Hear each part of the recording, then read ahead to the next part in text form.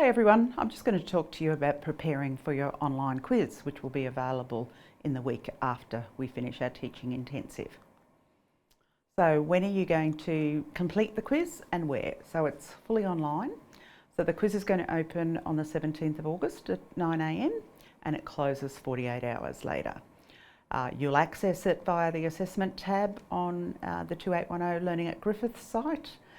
So what you need to do is complete the academic integrity declaration first, and then that allows the quiz to open. So once that quiz opens, you've got 45 minutes to complete, and regardless of whether you've finished or not, the quiz will automatically submit after 45 minutes. So we've got 30 questions that are worth 30 marks. And it's for 20% of the total assessment marks for this course. All of the questions are multiple choice, so there's no true, false, etc. in there, and each question has 4 options to choose from. So the content is based on all of Module 1 and then half of Module 2, so the subtopics of 2.1 and 2.2. So we're assessing all of the content, including the mini lectures. There's quite a lot of short videos there describing and further explaining some of the key concepts within the course for each of those modules. We're looking at any of the content within the modules, as well as these elements that we've covered specifically in the workshops. What we're not assessing is any of the content in what we've marked as extension activities. So these are elements which extend the knowledge and information in those particular areas that students might be interested in, but they're not accessible. So as I said, the questions will be based on the content that I've just outlined. You actually won't have time to go looking for the answers, so you really are going to need to ensure that you've prepared adequately and set aside some study time. As with all exams, it can be stressful leading up to it, so think about some of those relaxation strategies and to be as calm as you can before you start. We've provided quite a lot of preparation information and instructions, so make sure you've read that really carefully. And then when you get to the actual exam, make sure that you read the questions carefully. So as we said, we're assessing Module 1 and Module 2.1 and 2.2. The questions will be deployed in random order. So you might get the same 5 questions as somebody else, but you won't get them in the same order. If you do get the same 5 questions, then the way that the answers appear, so the presentation order of the answer changes as well. So each topic that you see here has 4 to 6 questions related to it. So in our first module, we looked at family type. So we talked in the workshops about different family types. We then went on and linked some of the family theory to that, so family development theory, structural family theory.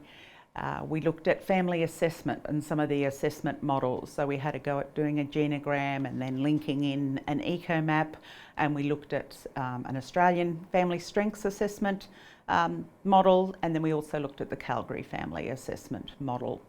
And we looked at family health in general across the lifespan.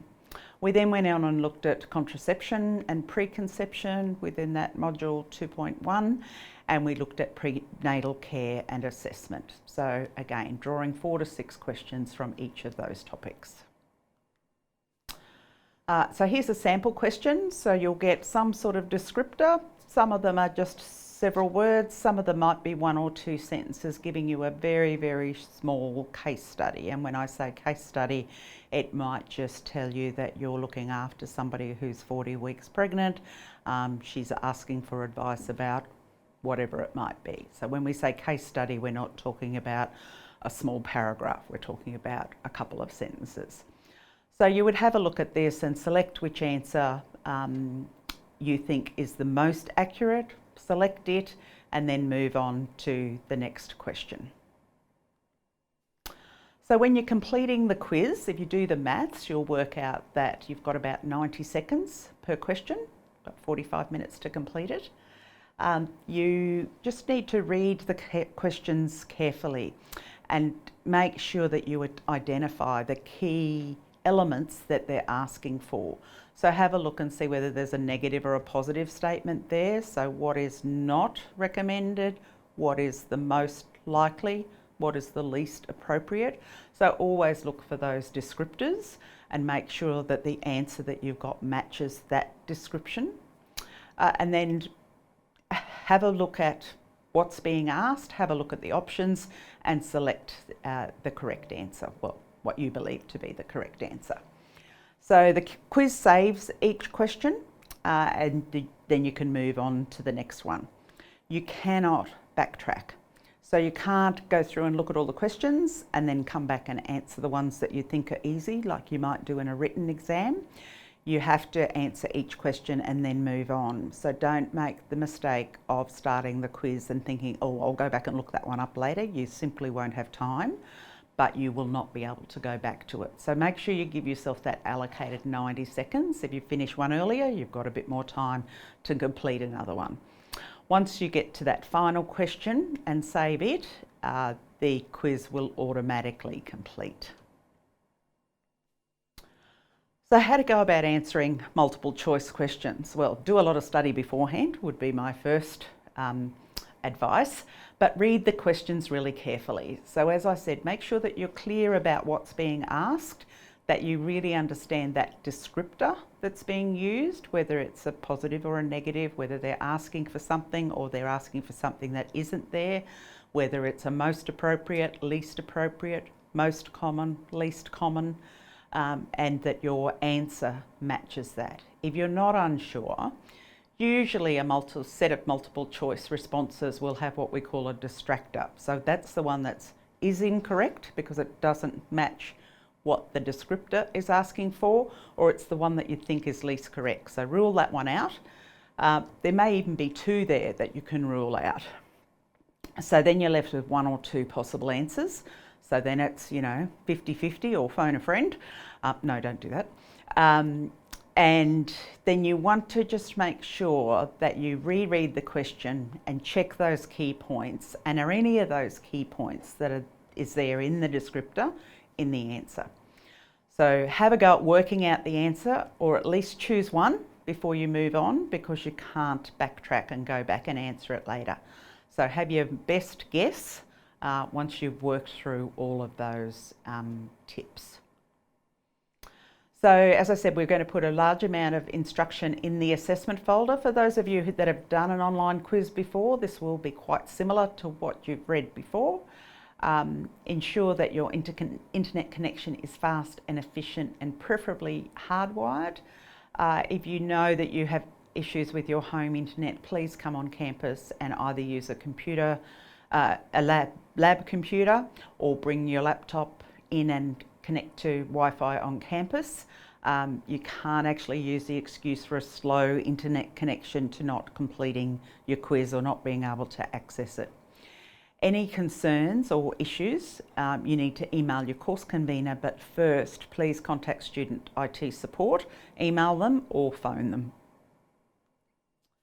So if you can't attempt the quiz, so if you're unwell, if you're sick, if you're physically not able to complete the quiz, then you can apply for a deferred exam or a deferred quiz online. You need to do that within 3 days. So within 3 days of Friday at 9 a.m. You will need some supporting evidence. So you'll need a medical certificate from a valid medical provider, not a pharmacist, and not an online one-day medical certificate that you don't require a medical assessment for. If you have issues, you can't use those screenshots to apply for a deferred exam, but it may be evidence to have the quiz reopened for you. So that will identify what particular issues there were.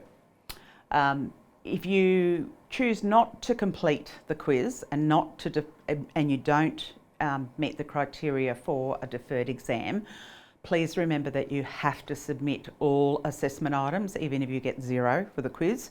You have to submit all assessment items to be eligible for a supplementary at the end of trimester if for some reason you haven't quite gained that 50% that you need to pass the course. So any last minute dramas, email IT help in the first instance and your course convener. If you are unwell, get that medical certificate. If you have an accident or there's some major incident, please try and provide some evidence to support that impact that had on your being able to access your quiz.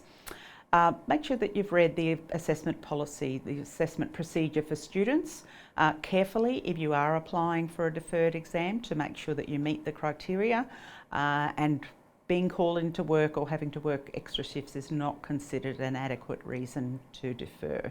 If you're not sure, then email us before the quiz, not a week later, to say, well, I would have done it, but I've worked 7 days straight. So there's not very much we can do about it after that. So keep calm, do lots of study, be as prepared as you can. Come along to the workshops next week. We're going to have a few practice questions, and we will make a few practice questions available online. If you have never done an online quiz before, there is a short sample one at the bottom of the page with just a couple of practice questions there, not related to this content, but just a couple of practice ones so that you can see what it's actually going to look like when it deploys. So thank you everybody, and good luck.